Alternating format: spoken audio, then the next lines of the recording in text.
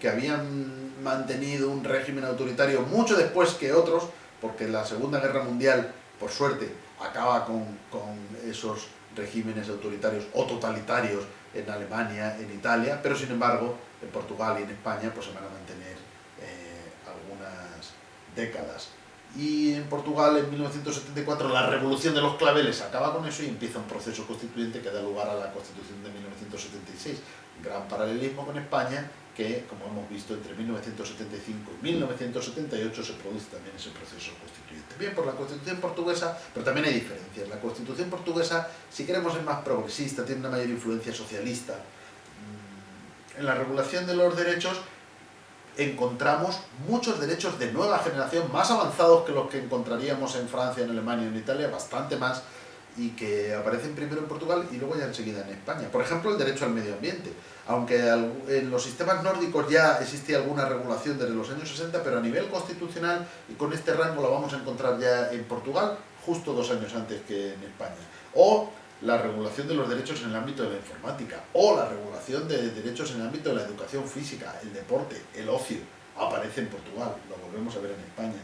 La protección de las minorías, derechos específicos de jóvenes, de personas con discapacidad, aunque la terminología entonces era diferente, de la tercera edad, lo encontramos en Portugal y pronto lo vamos a encontrar en España. O aspectos también de una concepción democrática como la participación en la economía, la acción popular, participación en asuntos públicos, son claras influencias de la Constitución portuguesa, que aunque no tenga una influencia tan global como podemos encontrar en el ámbito, o en tantos ámbitos como podemos encontrar en Alemania o en Italia, pero es muy próxima en el tiempo, y en el ámbito de los derechos y en el ámbito de la participación política, etcétera, sí que encontramos un ámbito o un conjunto importante de elementos que nos van a generar esa influencia.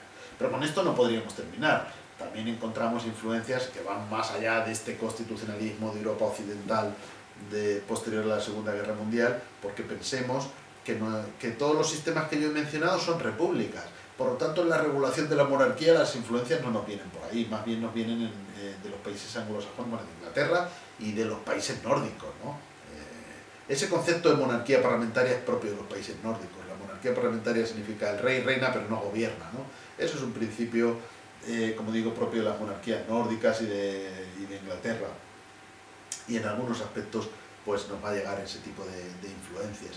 También nos viene de Suecia una institución muy importante como el Defensor del Pueblo. No es que sea una influencia directa de Suecia a España, sino que es una institución que nació en Suecia, luego se extendió por los países escandinavos y nórdicos, y luego más tarde en distintas fases por todos los países del mundo. Prácticamente existen defensores del pueblo en gran parte de los sistemas constitucionales, y bueno, pues en su momento el Defensor del Pueblo llegó a España en la Constitución de 1978. Lo que he tratado de decir no es ni mucho menos un repaso global de todas las influencias que tenemos en la Constitución española de 1978, pero sí, bueno, pues algunas de las más destacadas. Hay que decir que ahí no se acabarían las influencias, porque yo he estado hablando de influencias en el texto, en la redacción concreta de la Constitución, pero muchas veces sería importante destacar también influencias en la manera de interpretar la Constitución, en el tipo de argumentos interpretativos, en la aplicación jurisdiccional. Entonces ahí no podríamos dejar nunca de lado el sistema de los Estados Unidos de América. No tanto porque la Constitución de Estados Unidos vaya a influir en la española, porque ya hay gran distancia en el espacio, en el tiempo, en todo, pero sí porque la manera de razonar de la Suprema Corte de Estados Unidos ha influido no solo en el Tribunal Constitucional Español, sino en gran parte de los tribunales constitucionales del mundo, ¿no? Tipos de razonamiento como el escrutinio más estricto, como la manera de valorar la constitucionalidad de las leyes que afectan a los derechos, juicios el juicio de razonabilidad, el juicio propio del análisis en materia de igualdad, etcétera, etcétera. Es decir, en materia de aplicación de los derechos encontraremos gran cantidad de estándares que nos van a derivar de la Suprema Corte de Estados Unidos. Pues eso también hay que mencionarlo, porque ya hemos dicho antes que las normas constitucionales en un sentido amplio, no solo en la norma escrita, sino por supuesto pues también la que deriva de la jurisprudencia, ¿no? De resoluciones judiciales, y ahí la influencia norteamericana es grande. Por eso con bastante frecuencia nos vamos a referir también a jurisprudencia o interpretaciones que vengan de los Estados Unidos. Bueno, como digo, no trato de agotar las influencias de la Constitución española, pero sí de poner de relieve que son amplias, que son muy variadas, que son muy diferentes, a veces son sutiles, a veces son claras diferencias, claras analogías, claras similitudes en la redacción del texto, casi copias a veces, pero en aspectos puntuales. Nuestra Constitución ni mucho menos es una copia. Termino recordando lo que antes he mencionado, que a base de tener muchas influencias, la Constitución termina por ser original, porque es diferente a cualquier otra, ¿no? Aunque en algunos casos pues, las similitudes sean más frecuentes y en otros no tanto, pero siempre, incluso donde hay influencias, tampoco quiere decir que haya una copia literal, porque siempre puede haber una adaptación a nuestra realidad.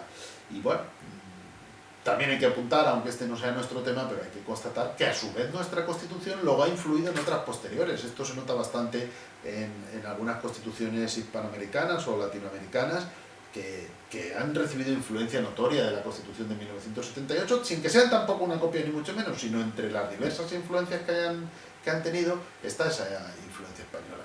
Bueno, resulta que la historia del constitucionalismo pues es así, unos textos van influyendo en otros, las influencias son mutuas, las influencias